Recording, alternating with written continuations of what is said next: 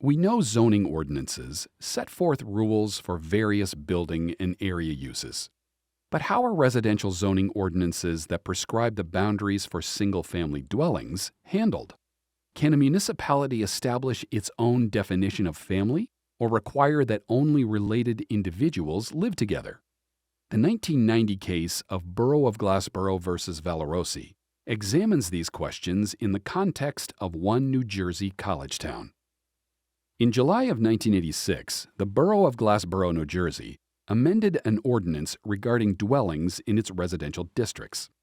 Specifically, the new ordinance limited a residence to, quote, stable and permanent single housekeeping units that constitute either a traditional family unit or its functional equivalent, unquote.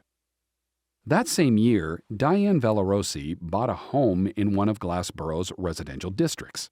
She bought the home for her brother Peter, a Glassboro State College student, and intended for it to serve as his college home along with 9 of his friends.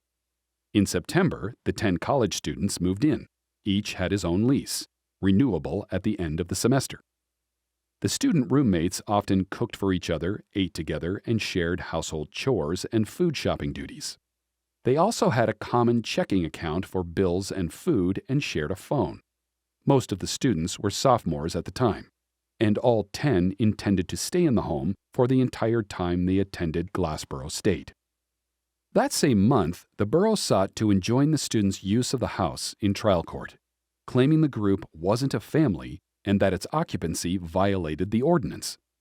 Based upon the relationship amongst the 10 students, the court determined that the group was the functional equivalent of a family and thus satisfied the ordinance requirements.